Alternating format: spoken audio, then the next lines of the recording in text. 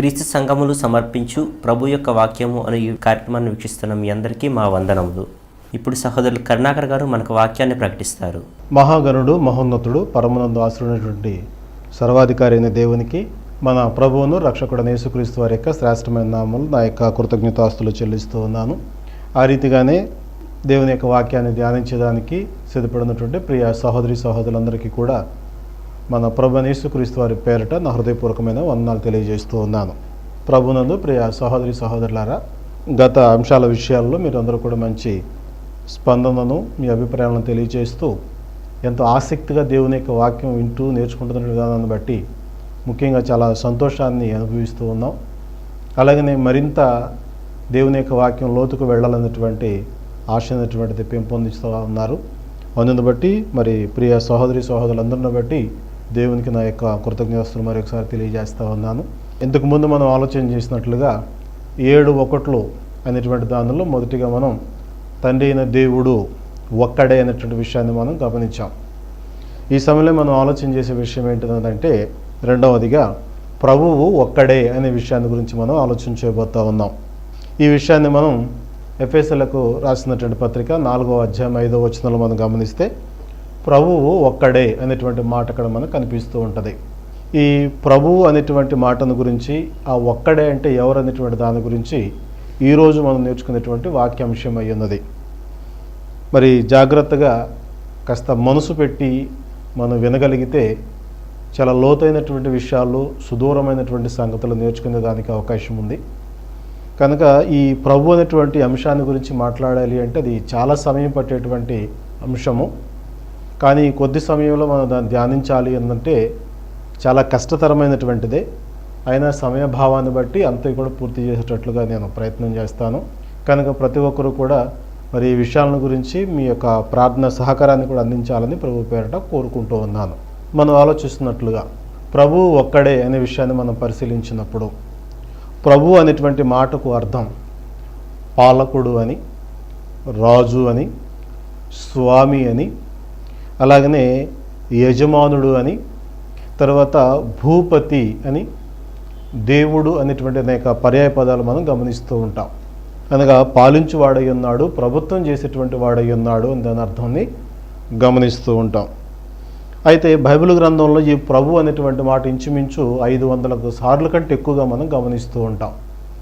అయితే ప్రభు అనేటువంటి పదం వచ్చిన ప్రతి సందర్భంలో ఒకే వ్యక్తిని ఉద్దేశించి పలకబడినటువంటి సందర్భం కాదది. కనుక మనం పరిశీలించినట్లయితే దైవ గ్రంథంలో మొదటిగా తండ్రి అయినటువంటి దేవుణ్ణి ప్రభు అని సంబోధించినటువంటి సందర్భాలు కూడా గ్రంథంలో ఉన్నాయి.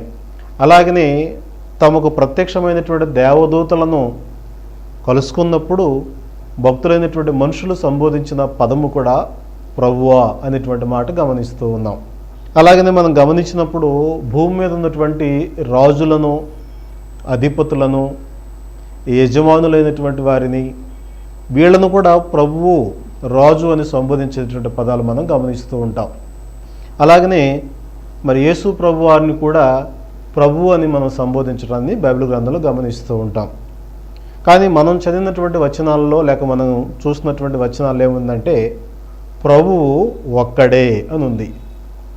అంటే తనైన దేవుడు ఒక్కడే అనా, లేక దేవదూతలను గురించా, రాజులైనటువంటి ప్రభువులను గురించా, యజమానులైనటువంటి వారిని గురించా, లేక యేసుక్రీస్తుని గురించా, ఎవరిని గురించి ఒక్కడే అనేటువంటి పదం నొక్కి చెప్పాల్సి వచ్చింది అంటే ఒక్కడే అనేటువంటి మాట ప్రస్తావించబడుతుంది అనంటే ప్రభువులుగా చలామణయ్యేటువంటి వాళ్ళు చాలామంది ఉన్నారు అని దాని అర్థం.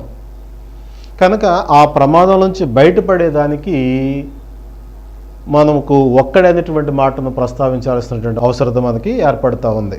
కనుక ఈ సమయంలో మనం గమనించినట్లయితే ఆ ఒక్కడే ప్రభు అనేటువంటి వ్యక్తి ఎవరు అని మనం పరిశీలన చేసి నేర్చుకోవాలి. మొదటిగా అబ్రహామును మనం గమనించినట్లయితే తనైనటువంటి దేవుణ్ణి ప్రభువా నీవు నాకేమి ఇచ్చిననేమి అనేటువంటి మాటలతో సంబోధించాడు. అలాగే మోషే కానీ, దావీదు కానీ, నెహెమ్యా కానీ, ఎజ్రా కానీ, సొలొమోను కానీ, ఇలాగనే మన గ్రంథంలో ఉన్నటువంటి చాలామంది భక్తులు దేవునిని ప్రభువా అని సంబోధించినట్లుగా మన గ్రంథంలో పరిశీలన చేస్తూ ఉన్నాం. అనగా దేవుడే రాజుగా ఉండి ప్రభువుగా ఉండి మనల్ని పరిపాలిస్తూ ఉన్నాడు, పాలకుడుగా ఉన్నాడు అనేటువంటి విషయాన్ని మనం గమనిస్తూ ఉంటాం.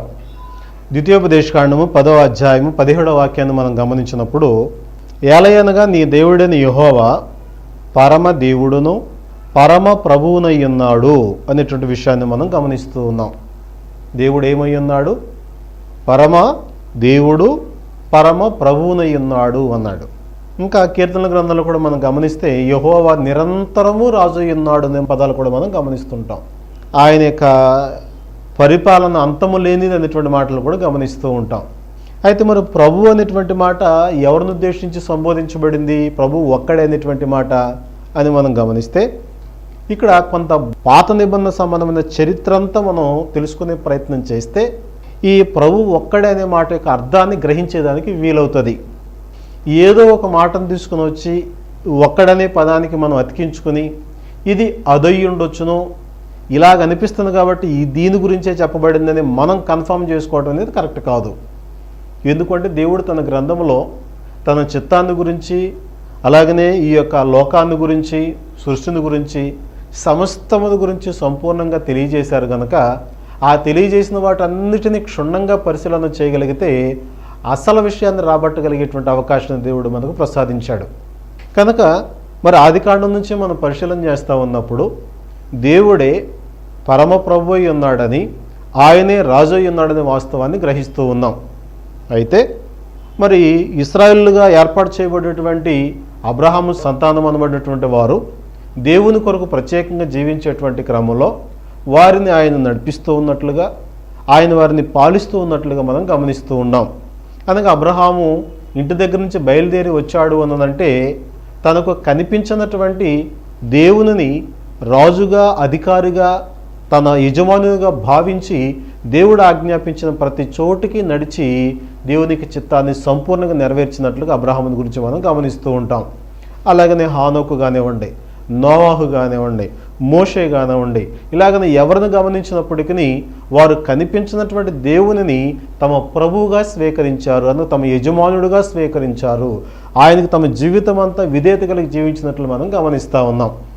అలాగన దేవుని కొరకు ప్రత్యేకించబడినటువంటి ఇజ్రాయేల్ జనాంగముల్లో కొద్ది కాలానికి అనగా కనాన్ దేశానికి చేరిన తర్వాత కొన్ని సంవత్సరాలకి వీళ్ళలో ఎలాంటి ఆలోచన వచ్చిందంటే, ఈ లోకంలో చుట్టుపక్కల ఉన్నటువంటి వారందరికీ కూడా రాజులున్నారు, మనకు మాత్రం భౌతిక సంబంధంగా రాజు లేడు, కనుక మనకు కూడా రాజు ఉంటే బాగుండును అనేటువంటి ఒక తలంపు పుట్టింది. అప్పుడు దేవుడు ఆ తలంపును తెలుసుకున్నప్పుడు బాధపడ్డాడు. ఏమనంటే, నేను మిమ్మల్ని ఏలేవాడినై ఉన్నాను కనుక ఇప్పుడు నన్ను ఏలనివ్వకుండా మీకు ఒక రాజు కావాలని కోరుకుంటున్నారు అనంటే నన్ను మీరు విసర్జిస్తూ ఉన్నారు, నన్ను తృణీకరించారనేటువంటి విషయాన్ని దేవుడు ప్రవక్త అయిన సమూయేలుతో మాట్లాడాడు. సరే, వాళ్ళ యొక్క కోరిక ఎందుకు కాదనాలని చెప్పి దేవుడు వారికి ఒక రాజుని ఇచ్చేదానికి ఆ రాజుగా నియమించే వ్యక్తిని దేవుడే సెలెక్ట్ చేశాడు. జాగ్రత్తగా గమనించండి. ఇప్పటి వరకు తన ప్రజలైనటువంటి వారిని ప్రభువుగా, రాజుగా ఉండి పరిపాలించినటువంటి దేవాతి దేవుడు తన యొక్క ప్రజల కోరికను మన్నించి వారికి ఒక వ్యక్తిని రాజుగా, ప్రభువుగా నియమించేదానికి ఆయన వీళ్ళ యొక్క ఆలోచనలతో సమ్మతించి, ఏకీభవించి, సరే వారు కోరుకున్నట్టుగా రాజును ఏర్పాటు చేస్తాను, ఇదిగో ఇతడే మీ రాజు అని సౌలును చూపించినట్లుగా మనం గమనిస్తూ ఉంటాం. సమూయేలు మొదటి గ్రంథం 12వ అధ్యాయము 13వ వచనం మనం చదువుదాము. కాబట్టి మీరు కోరి ఏర్పరచుకున్న రాజు ఇతడే, యెహోవా ఇతనిని మీ మీద రాజుగా నిర్ణయించి ఉన్నాడు. ఇక్కడ గమనించండి, కోరికేమో ప్రజలది, ఆ రాజు అనేటువంటి వ్యక్తిని సెలెక్ట్ చేసిందేమో దేవుడు, అతనికి రాజుగా నియమించే అధికారం ఇచ్చింది కూడా దేవుడే. అంత మాత్రమే కాకుండా ఏం చేశాడు అనంటే, సమూయేలు మొదటి గ్రంథం 10వ అధ్యాయము 25వ వచనం మనం గమనిస్తే, తరువాత సమూయేలు రాజ్యపాలనా పద్ధతిని జనులకు వినిపించి ఒక గ్రంథమందు వ్రాసి యెహోవా సన్నిధిని దాని ఉంచెను. గమనించారా?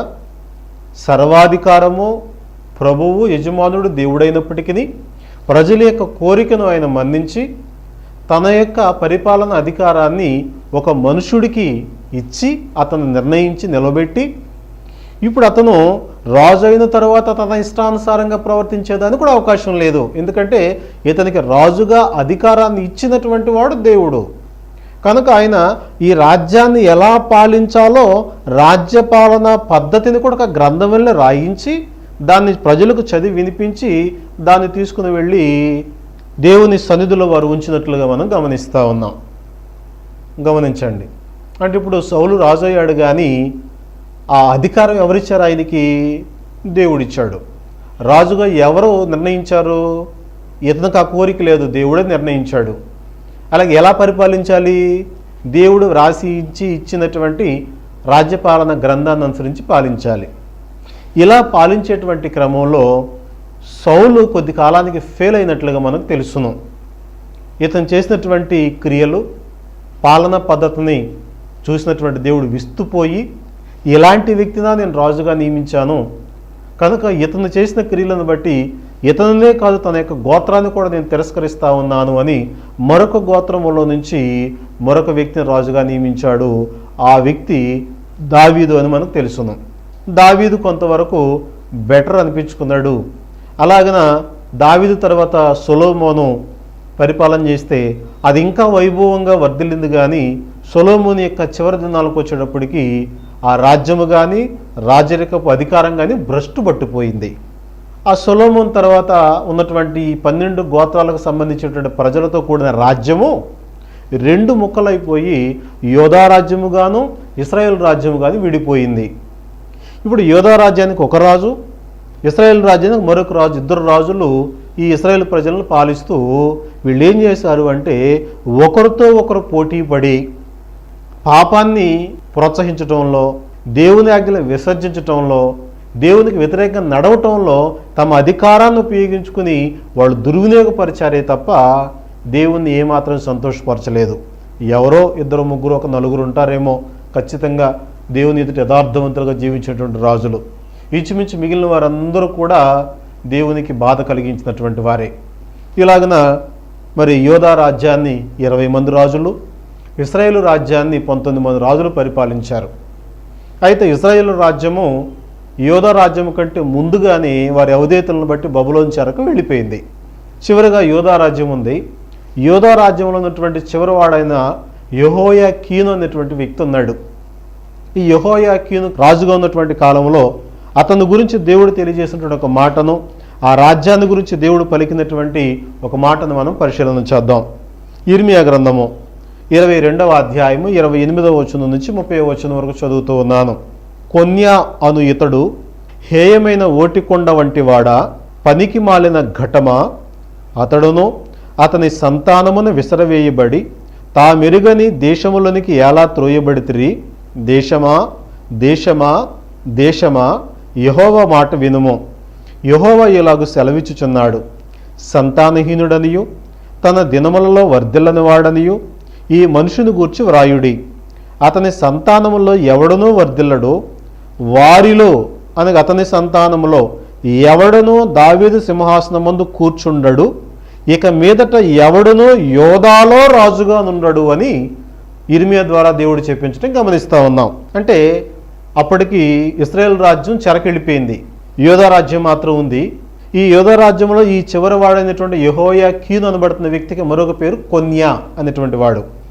ఇతని గురించి ఏం మాట్లాడుతున్నాడు అంటే ఇతను వర్ధిల్లడని, అలాగనే పనికిమాలినటువంటి ఘటమని, ఓటికొండ వంటి వాడని, సంతానహీనుడని, ఇతని దినముల్లో ఇంక అసలు శాశ్వం అనేది లేకుండా పోయిందని, కాబట్టి ఇతని తర్వాత దావీదు సింహాసనం మీద కూర్చునేవాడు కానీ, తరువాత యోదయలో దావీదు సింహాసనం ఎక్కడైతే ఉందో ఆ యోదయలో ఎవరు కూడా పరిపాలన చెయ్యరిక భూమి మీద అనే విషయాన్ని ఇర్మియా ద్వారా దేవుడు ముందుగానే తెలియజేశాడు. కాబట్టి ఈ విషయాలు గ్రహిస్తూ ఉన్నప్పుడు దేవుడే సౌలు ద్వారా రాజ్య పరిపాలన అధికారాన్ని ఇచ్చినటువంటి దేవుడు తిరిగి దాన్ని ఆయనే తీసివేసుకుంటున్నట్లుగా మనం గ్రహిస్తూ ఉన్నాం. అలాగే ఇంకా దేవుడు నియమించినటువంటి రాజులు ప్రభువులు భూమి మీద ఇంకెవరో లేరు. అయితే వీళ్ళలాగా చేస్తారని ముందు భవిష్యత్ జ్ఞానాన్ని తెలిసినటువంటి మహా జ్ఞానం కలిగినటువంటి దేవుడు మరి యేసును ప్రభువుగా నియమించాలని ఆయన గురించి అనేకమైనటువంటి ప్రవచనాలు చెప్పించిన సందర్భాలు మనం గమనిస్తూ ఉన్నాం. అవన్నీ నేను ఇప్పుడు చదవను కానీ రెఫరెన్స్లు ఇస్తాను. మీకు వీలైతే ఆసక్తి ఉంటే వాటిని చదువుకునే ప్రయత్నం చేయండి.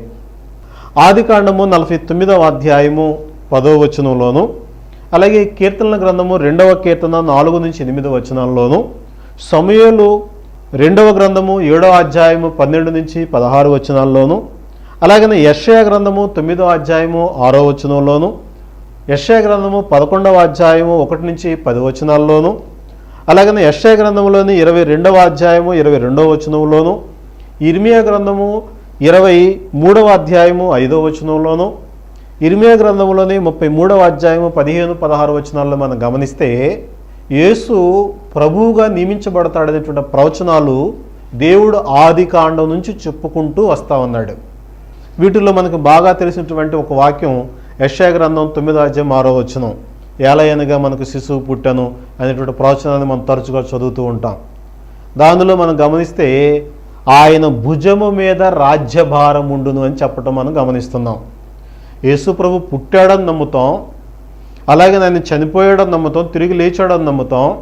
కానీ ఆ తిరిగి లేచిన యేసుని దేవుడు ప్రభువుగా నియమించాడు అంటే అది ఇంకా నమ్మే పరిస్థితి చాలామంది దగ్గర లేదు. ఆయన ఇంకా రెండోసారి వచ్చేటప్పుడు రాజ్యాన్ని తెస్తాడు అని, నీ రాజ్యం వచ్చినగాక నీ రాజ్యం వచ్చినగాక అనేటువంటి ఆ మాదిరికరమైన ప్రార్థన ఇంకా చేసేటువంటి ఆస్థితిలోనే ఉండిపోయారు. గమనించండి, ఇది యేసుక్రీస్తుని గురించి దేవుడు చెప్పినటువంటి ప్రవచనాలు. అయితే ఆ రాజ్యం యొక్క స్థితి ఎలాగుంటుంది అనే విషయాన్ని కూడా మనం పరిశోధన చేయగలిగితే, అంటే యేసును ప్రభువుగా నియమించిన తర్వాత ఆ రాజ్యం యొక్క స్థితి ఎలా ఉంటుంది అని మనం గమనిస్తే దానికి కొంచెం సంబంధించిన వచనాలను తెలియజేస్తాను. దానియేలు గ్రంథము 7వ అధ్యాయము 13, 14, 25, 26 వచనాలలో ఆయన స్థాపించబోయేటువంటి రాజ్యం యొక్క ప్రభావాన్ని గురించి మాట్లాడటం మనం గమనిస్తాం. అలాగే దానియేలు గ్రంథంలోని 2వ అధ్యాయము 28వ వచనం 24వ వచనం కూడా మనం గమనించినప్పుడు స్థాపించబోయే రాజ్యం యొక్క ప్రభావాన్ని, రాజు యొక్క ప్రభావాన్ని గురించి మాట్లాడుతూ ఉంటాడు. 2వ అధ్యాయం 44వ వచనంలో మనం గమనిస్తే ఆ రాజుల కాలములలో పరలోకమందున దేవుడు ఒక రాజ్యమును స్థాపించును, దానికి ఎన్నటికీ నాశనము కలగదు అని అంటాడు. అది ముందు చెప్పిన రాజ్యములన్నిటినీ నాశనం చేస్తుంది, కానీ ఇది మాత్రం శాశ్వత కాలం వరకు ఉంటుంది అని క్రీస్తు యొక్క రాజ్యాన్ని గురించి మాట్లాడుతూ ఉంటాడు. అనగా క్రీస్తు రాజ్యాన్ని కలిగి ఉన్నాడు, రాజు అయి ఉన్నాడు, ఆయన ప్రభు అయి ఉన్నాడు అనేటువంటి విషయాన్ని చెప్పకనే చెప్తా ఉన్నాడు. అయితే మరి ఇదంతా ఎప్పుడు జరిగింది, ఎప్పుడు ప్రభు అయ్యాడనే విషయం మనం గమనిస్తే యేసు ప్రభు లోకానికి వచ్చినటువంటి సందర్భంలో తూర్పు దేశం నుంచి వెళ్ళినటువంటి జ్ఞానులు అక్కడున్న యూదుల రాజైన హేరోదుని ఏమని అడిగారు అంటే, యూదులకు రాజుగా పుట్టినవాడు ఎక్కడ ఉన్నాడు, మేము ఆయన దర్శించేదానికి వచ్చాము అని చెప్పి అడిగారు. ఆ మాటకి హేరోదు కంగారు పుట్టింది. ఇదేంటి, నా కుటుంబంలో కాకుండా, నా వంశంలో కాకుండా ఇంకా బయట ఎక్కడో రాజు పుట్టాడట అని చెప్పేసి ఆయన చేయవలసిన విశ్వ ప్రయత్నాలన్నీ చేశాడు. అనగా ఆయన పుట్టినప్పుడే రాజుగా పుట్టాడు అని లోక సంబంధమైన జ్ఞానులే దాన్ని నిర్ధారణ చేయగలిగారు. అలాగనే ఆయన నేరస్తుడిగా పిలాతు ఎదుట నిలబడినప్పుడు కూడా మన యోహాను సువార్తలు గమనిస్తే నువ్వు రాజువా అనంటే నువ్వు అన్నట్టే అని యేసు ప్రభు కూడా స్వయంగా ఒప్పుకున్నాడు. అనగా భూమి మీద యోదయలో ఎవడో రాజుగా ఉండడని చెప్పినటువంటి ఆ వాక్యాన్ని నెరవేర్చేదానికి మనం గమనిస్తే ఆ కొన్ని అనబడుతున్న యెహోవా కీయును తరువాత ఈ యోధా రాజ్యం కూడా బబులోని చెరకు వెళ్ళిపోయింది. ఆ బబులోనీలే సామంతులుగా వాళ్ళు అగ్రరాజ్యంగా ఉండిపోయారు. వారి తర్వాత మాదీయ పారసీకులు వచ్చారు, వారి తర్వాత గ్రీసులు వచ్చారు, గ్రీస్ రాజ్యం వచ్చింది, ఆ తర్వాత రోమా రాజ్యం వచ్చింది. ఆ రోమా రాజ్య కాలంలో యేసు ప్రభు పుట్టాడు. గమనించండి, ఈ పుట్టినటువంటి యేసు ప్రభు ఎలాగన ఆయన భూలోకంలో సంచరించాడు అంటే మనుష్య కుమారుడుగా తను తాను పరిచయం చేసుకున్నాడు. ఆ తర్వాత మనం గమనిస్తే ఆయన చనిపోయి సమాధి చేయబడి తిరిగి లేవటం ద్వారా దేవుని కుమారుడుగా నిరూపించబడ్డాడు. అలా నిరూపించబడినటువంటి తర్వాత ఆయన ఆరోహణం అయ్యే ముందు తన శిష్యులకు, తనకు కనిపించిన ఇంకా అనేకులకు ఆయన చెప్పినటువంటి మాటలు మనం గమనిస్తే మత్తయి సువార్త 28వ అధ్యాయము 18-19 వచనాలు చదువుతా ఉన్నాను. అయితే యేసు వారి యొద్దకు వచ్చి, పరలోకమందును భూమి మీద నాకు సర్వాధికారం ఇయ్యబడి ఉన్నది, కాబట్టి మీరు వెళ్ళి సమస్త జనులను శిష్యులుగా చేయుడి. చూడండి, 18వ వచనం ఏమని తెలియజేస్తా ఉన్నారు?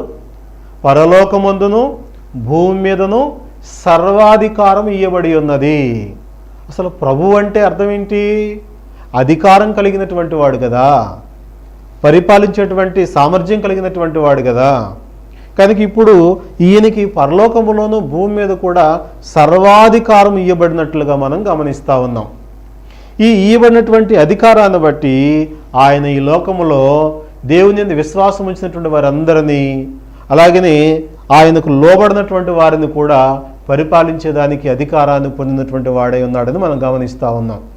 ఈ విషయాన్ని ఆయన ఆరోహణమైపోయినటువంటి కొద్ది దినాలకు అపోస్తలుడైనటువంటి పేతురు యూదుల మధ్యలో ప్రసంగం చేస్తూ ఆయనను దేవుడు ప్రభువుగా నియమించాడనేటువంటి విషయాన్ని తెలియజేస్తా ఉన్నాడు. అపోస్తల కార్యములు 2వ అధ్యాయం 34 వచనం నుంచి 36 వచనాలు చదువుదాం. దావీదు పరలోకమునకు ఎక్కిపోలేదు, అయితే అతడు ఇట్లనేను, నేను నీ శత్రులను నీ పాదముల క్రింద పాదపీఠముగా ఉంచు వరకు నీవు నా కుడిపార్శ్వమున కూర్చుండుమని ప్రభువు నా ప్రభువుతో చెప్పెను అని దావీదు పలికినటువంటి ప్రవచనంలో ఒక ప్రవచనాన్ని ఇక్కడ జ్ఞాపకం చేస్తూ 36వ వచనంలో ఏమంటున్నాడు? మీరు సిలువ వేసిన ఈ యేసునే దేవుడు ప్రభువుగాను క్రీస్తుగాను నియమించను, ఇది ఇశ్రాయేలు వంశం అంతయు రూఢిగా తెలుసుకోవాలని చెప్పాడు. అంటే ఇప్పుడు యేసు ఏమై ఉన్నాడు? దేవుని చేత దావీదు సింహాసనం ముందు కూర్చొని పరలోకం నుంచి పరిపాలన చేయడానికి ఎన్నిక చేయబడిన ప్రభువై ఉన్నాడు. కనుక అదే విషయాన్ని తర్వాత తన యొక్క రక్షణ సువార్త సందర్భాల్లో కూడా పేతురు ప్రకటించిన సందర్భాలు మనం గమనిస్తూ ఉంటాం. ఇక్కడే మనం అపోస్తల కార్యం 3వ అధ్యాయం 22వ వచనం గమనించినట్లయితే మోషే పలికినటువంటి ఒక ప్రవచనాన్ని జ్ఞాపకం చేస్తూ మోషే ఇట్లనను ప్రభువైన దేవుడు అనేటువంటి మాట ఉపయోగించాడు. ఇక్కడ ప్రభు అనేటువంటి మాట పెద్ద అక్షరాలతో, నిండుగా ఉండేటువంటి అక్షరాలతో ప్రింట్ చేయబడింది. అనగా తండ్రి అయినటువంటి దేవుణ్ణి ప్రభువుగా సంబోధిస్తూ, నా వంటి ఒక ప్రవక్తను మీ సహోదరులను మీ కొరకు పుట్టించును, ఆయన మీతో ఏమి చెప్పిననో అన్ని విషయంలో మీరు ఆయన మాట వినవలను, వినని వాడు ప్రజల్లో సర్వనాశనం అయిపోతాడు అని హెచ్చరికిస్తూ ఉన్నాడు. అంటే యేసుక్రీస్తుని గురించి ప్రకటిస్తే ఏమని చెప్తూ ఉన్నాడు? మోషే ద్వారా దేవుడు పంపిస్తానని చెప్పినటువంటి ప్రవక్త ఈయన మాట వినకపోతే ప్రజలకు సర్వనాశనం అయిపోతారు అని, ఆయనే రక్షకుడు అని, ఈ నామముననే రక్షణ పొందాలనేటువంటి విషయాన్ని అక్కడ కరాఖండిగా బోధించాడు. ఆ తర్వాత అపోస్తల కార్యములు 10వ అధ్యాయం 36వ వచనం మనం గమనిస్తే అన్యుడైన కొర్నేలు ఇంట్లో పేతురు మాట్లాడుతున్నటువంటి మాట, యేసుక్రీస్తు అందరికీ ప్రభువు అని చెప్పాడు. అంటే ప్రభువు అంటే ఎవరని? పాలకుడు, యజమానుడు, దేవుడు, పాలించువాడు అనే అర్థాలు మనం గమనిస్తాం. కనుక అలాగన యేసును దేవుడు ప్రభువుగా నియమించి అందరిని పరిపాలన చేసేదానికి అధికారం ఇచ్చాడు. ఎక్కడ? పరలోకములోను భూమి మీదను.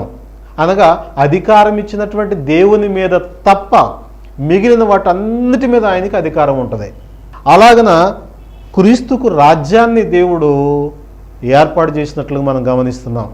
అందుకని కొలసలకు రాసిన పత్రిక 1వ అధ్యాయం 13వ వచనం మనం గమనించినట్లయితే అక్కడ రక్షణ పొందినటువంటి వారు ఉన్నటువంటి స్థితిని గురించి పౌలు మాట్లాడుతూ ఏమంటాడంటే, ఆయన మనలను అంధకార సంబంధమైన అధికారములో నుంచి విడుదల చేసి తాను ప్రేమించిన తన కుమారుని యొక్క రాజ్య నివాసులనుగా చేసెను అని అంటాడు. జాగ్రత్తగా గమనించండి. ఆయన అంటే తండ్రి అయిన దేవుడు మనల్ని ప్రేమించి అంధకార సంబంధమైన అధికారం అంటే పాపంలోంచి, చీకట్లో నుంచి, సాతాన్ దగ్గర నుంచి మనల్ని విడిపించి తన కుమారుని యొక్క రాజ్య నివాసులనుగా చేసెను అని అంటాడు. అలాగే ఎవరైతే ప్రభువునందు రక్షణ పొందుతూ ఉన్నారో వారందరూ కూడా క్రీస్తు యొక్క రాజ్యంలో ఉన్నారు అని ఖచ్చితంగా చెప్పబడతా ఉంది. కాబట్టి యేసుక్రీస్తు రాజు అయి ఉన్నాడు, ప్రభు అయి ఉన్నాడు. అందుకని ఈ రోజున ఎవరైనా దేవునికి ప్రీతికరమైన సేవ చేయాలంటే, దేవుని చేత అంగీకరించబడాలి అన్నదంటే ఎలా పడితే అలా వచ్చేసి నేను సేవ చేసేస్తాను, దేవుడు నన్ను పిలుచుకున్నాడు అంటే దేవుడు ఏమి అంగీకరించాడండి. మరి ఏం చేయాలి అన్నదంటే హెబ్రీ పత్రిక 12వ అధ్యాయము 28వ వచనం చూద్దాము. అందువలన మనము నిశ్చలమైన రాజ్యమును పొంది దైవ కృప కలిగి ఉందుము, ఆ కృప కలిగి వినయ భయభక్తులతో దేవునికి ప్రీతికరమైన సేవ చేయుదుము, ఎలయనగా మన దేవుడు దహించు అగ్ని అయి ఉన్నాడు. ఒకవేళ నేను దేవునికి సేవ చేద్దాం అనుకుంటే, అది ప్రీతికరమైన సేవ చేద్దాం అనుకుంటే, దేవునికి నచ్చినట్టుగా దేవుడు మెచ్చేటట్టుగా చేయాలని అనుకుంటే మొదట నిశ్చలమైన రాజ్యాన్ని నువ్వు పొందాలి.